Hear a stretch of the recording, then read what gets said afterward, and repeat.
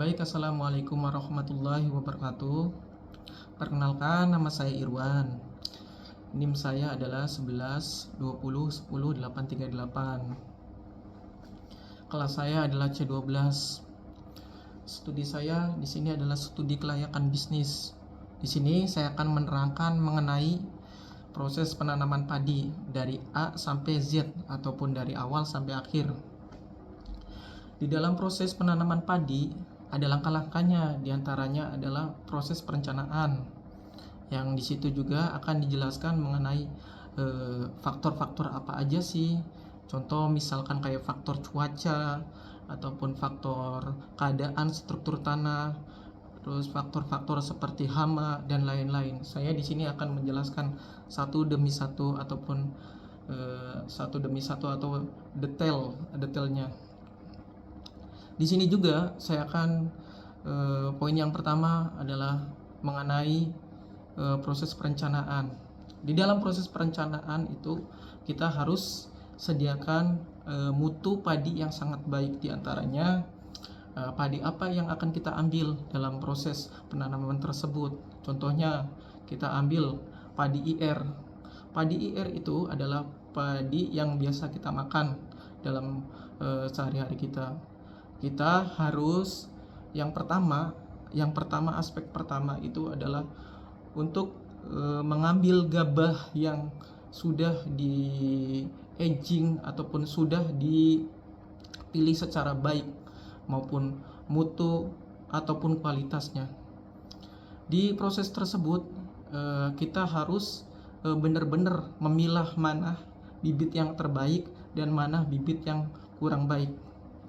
Di dalam proses pemisahan tersebut banyak faktor-faktor juga. Yang pertama, ada yang namanya kerusakan ataupun kecacatan dalam padi tersebut. Di antaranya, kalau padi yang cacat itu biasanya dia akan mengambang. Padi itu akan mengambang pas saat kita penanaman. Untuk penanaman yang bagus itu padinya akan tenggelam ke dasar. Di situ juga bibit yang bagus akan diambil dan dipilah menjadi bibit yang berkualitas dengan cara kita diamkan bibit-bibit tersebut selama kurang lebih 1 mingguan. Dalam proses 1 minggu tersebut ataupun kurang lebih 15 hari, proses penanaman tersebut yang pertama itu harus menyiram padi-padi tersebut dengan cara menyiram tiap pagi, tiap sore, dan siang. Di proses tersebut jangan sampai kita ketinggalan. Karena apa? Karena aspeknya kalau misalkan kita ketinggalan, contoh misalkan telat dalam 1 hari, maka padi yang dihasilkan juga tidak akan berkualitas. Tetapi kalau misalkan kita dengan bibit yang bagus, dengan cara penyiraman yang bagus, otomatis mutu dan kualitasnya juga akan bagus.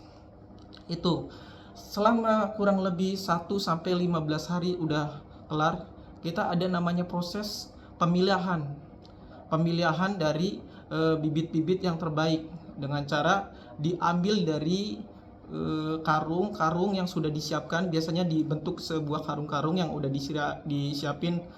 Di situ juga ada lahan khusus untuk penanaman. Di antaranya kita bikin penanaman, ada yang namanya penanaman manual dan penanaman secara modern. Tapi biasanya di tempat saya itu penanamannya manual, dibikin sama manusia dengan menaburkan benih-benih bibit-bibit beras yang terbaik.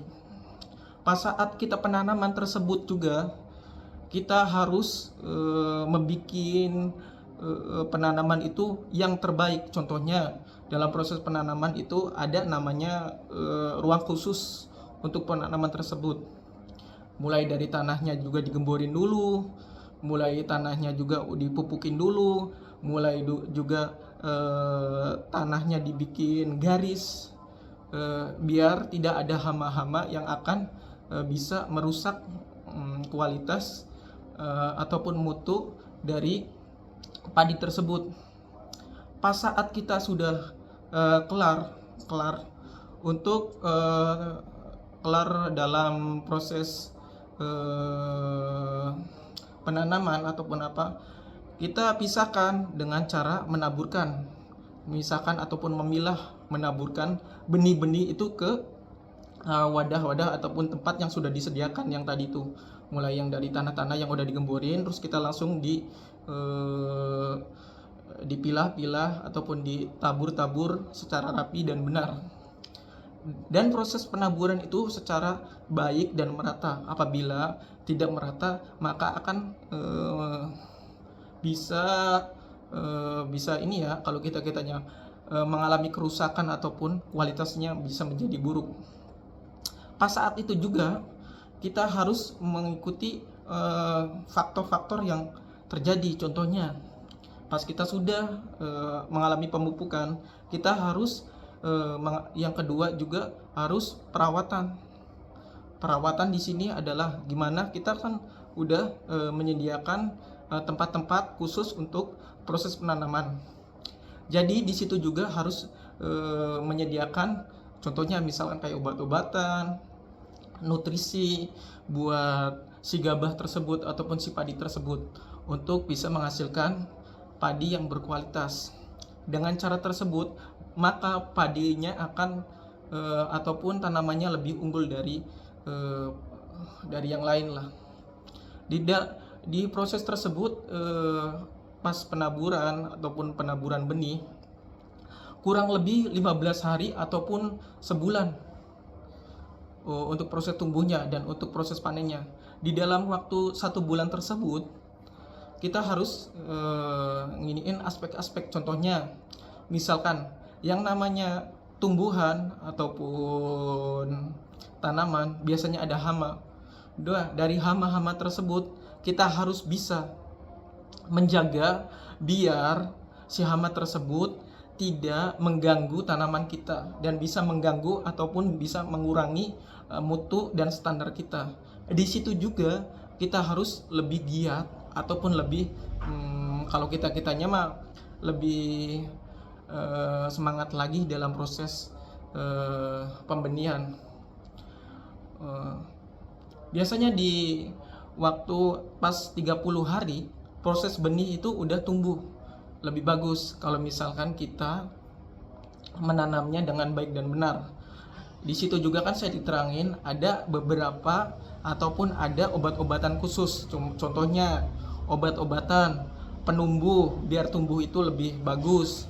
Yang kedua juga untuk nutrisi. Yang ketiganya juga untuk biar ada hama-hama seperti tikus, belalang ataupun binatang-binatang lain yang bisa mengganggu kualitas padi tersebut.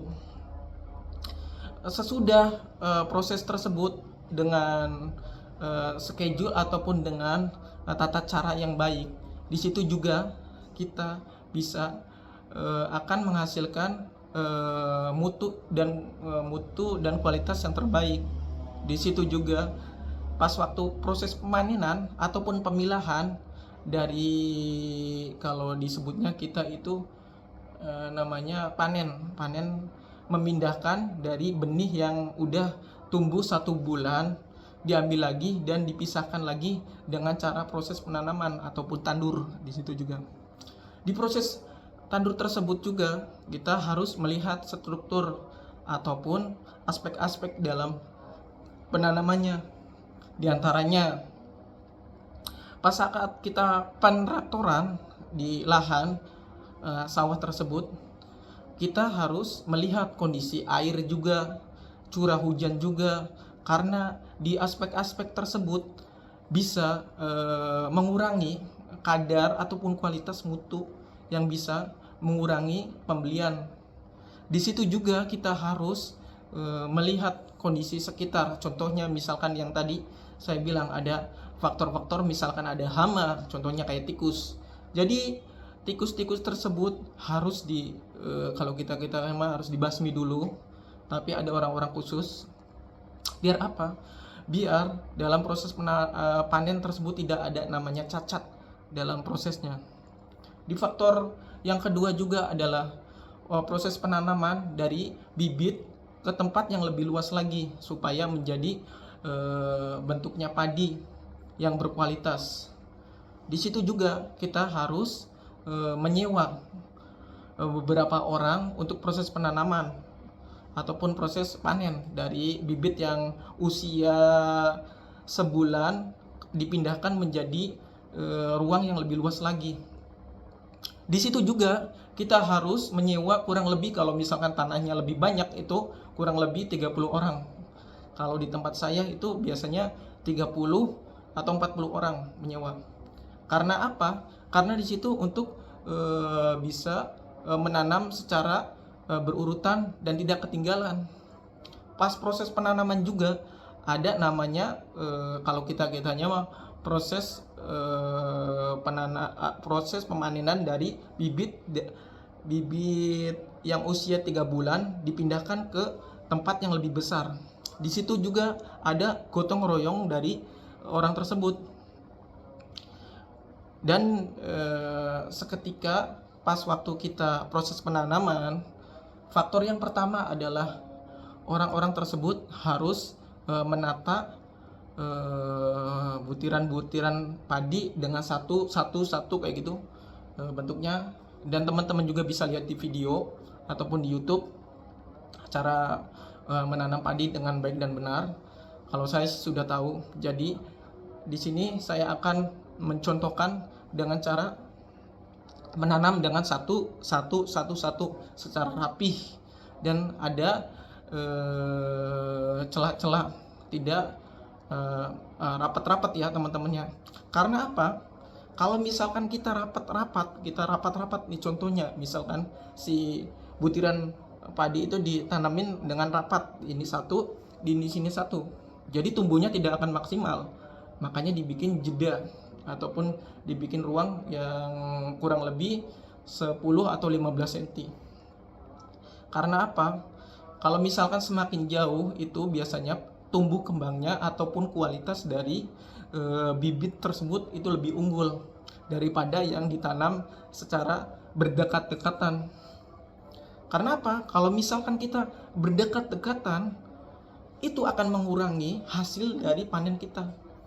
Yang tadinya misalkan 1 ton ataupun 2 ton, itu bisa jadi setengah ton kayak gitu. Kita kembali lagi ke proses penanaman. Di proses penanaman tersebut kita harus menanam dengan satu dengan gotong royong orang, dari memindahkan dari tempat yang lebih kecil ke tempat yang lebih besar. Kita diinin aspek-aspek tersebut kita harus lebih detail. Karena apa? Untuk meningkatkan mutu dan kualitas biar lebih unggul dari misalkan dari pesaing kita ataupun dari teman kita yang sama-sama berwirausaha di bidang penanaman padi. Dari langkah-langkah tersebut, misalkan dalam 1 hektar sudah ditanam semua. Contohnya misalkan dalam 1 hektar itu ada 40 orang ataupun lebih lah, ataupun berkurang ya. Kita udah kelar nih. Jadi kita harus membuat ataupun harus membayar orang-orang tersebut dengan kalau bahasa kitanya kerja per hari. Dalam sehari itu kurang lebih 150 dalam sehari ya, dalam ataupun misalnya contoh borongan dalam 1 hektar ataupun 2 hektar 2 juta atau 3 juta, kita harus bayar 3 juta tersebut, tapi dengan hasil ataupun dengan hasil yang rapih kayak gitu sesuai dengan kita. Dan proses penanaman tadi yang dari memisahkan dari tempat yang lebih kecil ke lebih besar itu udah diselesaikan dengan baik dan benar. Mulailah itu ada namanya proses dari yang tadi kan 1 bulan, ini ke 2 bulannya biasanya diri kita ataupun kita yang menjaga si tumbuhan tersebut. Contohnya misalkan kita memberikan tanaman padi tersebut dengan obat-obatan yang tidak layak ataupun tidak baik, maka hasil dan kualitasnya akan berkurang. Tetapi kalau misalkan kita dengan baik dan benar menjaganya, insya Allah pasti akan menghasilkan panen yang lebih besar. Biasanya di jeda 2 bulan ataupun 3 bulan itu di masa-masa rentan. Karena kenapa? Itu biasanya padi-padi itu akan mulai muncul, yang tadinya dari benih, dari kelopak, terus bentuk padi yang lebih utuh menjadi lebih kuning-kuning dan lebih merunduk, lebih kuning-kuning juga. Di situ juga kita harus, yang pertama pas waktu penanaman pertama itu kita harus menjaganya dengan cara, biasanya sih kalau di kita ada namanya bersih-bersih dalam 1 hektar itu ada namanya bersih-bersih buat ngilangin hama. Contohnya yang dimaksud hama tuh ada banyak faktor, kayak keong itu termasuknya hama juga. Terus ada tumbuh-tumbuhan yang merambat juga itu termasuknya hama juga. Mulai dari ada namanya galangan kecil juga harus dirapikan biar kita lebih bersih, ataupun tumbuh-tumbuhannya biar nggak merambat lagi. Mulai dari ganggang-ganggang juga kita harus bersihkan, mulai dari tumbuh-tumbuhan yang bisa mengganggu tumbuh kembangnya dari padi tersebut. Itu selama kurang lebih 2 bulan itu harus standby, atau setiap harinya kita harus bener-bener standby di situ dengan cara yang tadi kita bersihkan. Kalau misalkan ada ulat ataupun apa, kita harus menyediakan obat-obatan khusus untuk tanaman. Jadi di situ juga ada obat-obatan khusus, contoh untuk obat-obatan tumbuhan padi biar lebih bagus itu ada lagi. Yang kedua juga untuk pertumbuhan biar tidak ada hama itu ada lagi. Yang ketiga juga untuk akar yang lebih kuat itu ada lagi. Biasanya itu banyak model dari itu. Dan ada lagi satu lagi namanya urea juga untuk menggemburkan tanah biar kita lebih subur lagi. Itu biasanya kita itu standby kalau berapa hektar itu banyak banget, butuh banyak urea yang akan dibutuhkan. Makanya dalam proses ini kita harus benar-benar lebih spontan ataupun lebih aktif lagi. Misalkan contoh, kalau misalkan kita kekurangan obat-obatan, entah itu urea, entah itu obat-obatan dari padi tersebut, misalkan dari tumbuh kembangnya dia akan mengurangi kayak gitu. Saking ininya ya, sentralnya itu obat-obatan. Tapi mungkin dulu juga tidak ada sih namanya obat-obatan, tapi hasilnya juga lebih banyakkan sekarang daripada dulu, karena dulu masih konvensional, sedangkan sekarang itu sudah ada obat-obatan ya teman-teman. Jadi di situ pas waktu kita proses penanaman, yang tadi penanaman terus obat-obatan juga ada yang namanya proses ketika kelopak ataupun namanya padi itu udah muncul. Di proses tersebut juga biasanya ada faktor lagi teman-teman, ataupun ini. Karena apa? Karena di situ ada yang namanya hama seperti burung. Makanya kalau di daerah saya sih ada khusus untuk kalau kita mah buat petasan biar si burung-burung tersebut biar nggak makanin makanan padi-padi. Karena apa? Kalau padi itu dimakanin, maka padi itu akan berkurang dan hasilnya juga bisa berkurang. Makanya di pas proses mau udah keluar muncul tunas baru yang udah agak menguning, kita udah standby banget bahwasanya di situ adalah kalau kitanya mah hasilnya itu di situ, fightingnya di situ. Kalau kita bisa kalau kita fightingnya lebih kuat lagi, untuk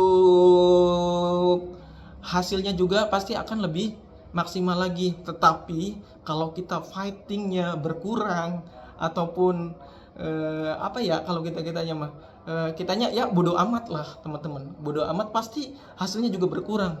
Tetapi kalau kita udah memaksimalkan secara maksimal banget, dan otomatis akan menghasilkan lebih baik dan lebih maksimal lagi.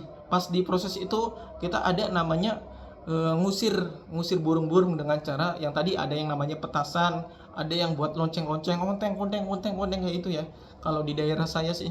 Dan ada juga banyak pengusiran lain seperti toprak kayak gituan lah. dan lain-lain. Di masa itu sangat rentan banget, karena itu fightingnya kita harus bener-bener, kalau kita fightingnya bagus di hasil akhir, maka kita akan menghasilkan kualitas ataupun bibit yang bermutu lebih bagus lagi dari yang teman-teman ataupun orang-orang di sebelah kita, karena kita udah fighting lebih maksimal dari tetangga-tetangga kita. Tetapi kalau misalnya tetangga kita bahasa kasarnya kita bodoh amatan lah, tetangga kita ya udahlah yang penting jadi, itu pasti akan mengurangi secara detailnya. Karena saya pernah mengalami proses tersebut.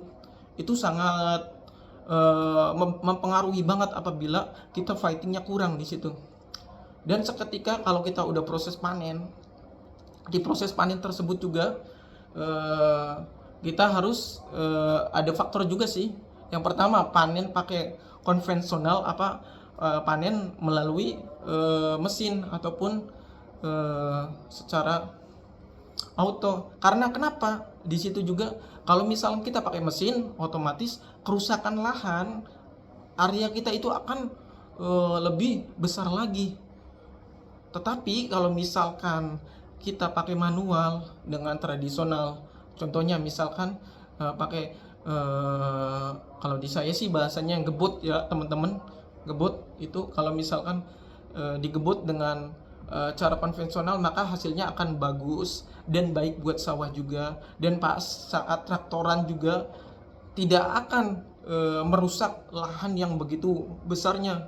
Karena kalau misalkan kita pakai kalau di situ sih ada namanya komben itu pakai alat khusus untuk memanen padi. Di komben tersebut itu alatnya kan besar banget ya. Kalau misalkan kita terjun langsung ke sawahnya dengan kondisi sawah itu gambus ya teman-teman, ataupun agak tanah yang becek gimana sih, akan rusak kan dengan tekanan ataupun bobot dari komben tersebut. Makanya biasanya di tempat saya sih kalau orang yang tidak mau ribet itu pakai komben. Tetapi kalau misalkan orang yang dia ibaratnya tipikalnya bahwasanya bermasalah nih komben nih, dia biasanya pakai manual. Karena kenapa? Di situ adalah kalau misalkan kita pakai manual, budgeting ataupun hasil yang dihasilkan memang lama sih, tapi dari hasilnya itu lebih maksimal. Tapi kalau untuk komben kan kita udah pakai mesin ya teman-teman ya, otomatis pasti akan lama kan secara inian kan. Pakai mesin itu akan cepat kan ya, tinggal pilih aja teman-teman mau yang mana. Tapi kalau saya biasanya menggunakan manual, karena untuk membantu yang tetangga-tetangga, misalkan contoh yang tidak dapat beras kan, kalau misalkan kita membagi ataupun mengasih untuk orang-orang di sekitar kan, otomatis kita bisa membantu. Karena dengan apa? Kita bisa membuat ruang. Dengan membuat ruang, otomatis tidak ada pengangguran kayak gitu. Dan di situ juga ada lagi faktor yang kedua, yaitu pas waktu pemanenan dan dalam bentuk udah dibentuk kalau kita tambah gabah ya, dipakai karung terus udah banyak tuh. Ada namanya penjual eceran di penjual eceran. Tuh di proses itu sebenarnya pemerintah harus berperan penting. Karena kenapa? Karena biasanya dari pengepul tersebut itu mengasih harga yang sangat tidak wajar banget dengan jerih payah yang kita. Misalnya contoh dari tahun pertama sampai 3 tahun kemudian, ataupun dari 1 bulan pertama ataupun 3 bulan kemudian, itu sangat lama banget ya. Otomatis kan dari tenaga, dari waktu, semuanya kan udah termakan ya. Tetapi kalau misalkan dari pemerintah ikut serta ataupun ikut mengayomi masyarakat kita yang ada di proses bisnis nih, misalkan dalam proses penanaman padi, insya Allah pasti akan negara kita akan maju. Karena kenapa? Karena bisa satu harga, atau bisa juga memakmurkan si orang-orang tersebut yang Contoh misalkan kita nih membuka suatu usaha berbisnis ataupun bisnis menanam padi, otomatis kan secara tidak langsung kalau misalkan harganya bagus buat kita, maka kita lebih menguntungkan bagi kita. Tetapi kalau misalkan harganya berkurang, kita secara tidak langsung akan mengurangi juga bagi diri kita ya. Tapi setidaknya dalam proses dalam konteks ini saya mengalaminya ya, bahwasanya keluh kesahnya pasti ada lah. Setiap berbisnis itu pasti ada kekurangannya. Yang kesimpulannya ya teman-teman kayak gini ya, dalam proses bisnis itu pasti ada namanya kekurangan dan kelebihan. Faktor yang pertama kekurangannya, misalkan kalau kita misalkan setengah-setengah dalam berbisnis, maka kita akan berkurang ya untuk hasilnya. Tetapi kalau misalkan kita faktor yang kedua, kalau kita benar-benar maksimal, benar-benar fighting dalam proses tersebut, insya Allah pasti akan hasilnya lebih baik. Gitu aja sih yang saya akan paparkan mengenai studi kelayakan bisnis. Kurang dan lebihnya mohon maaf. Assalamualaikum warahmatullahi wabarakatuh.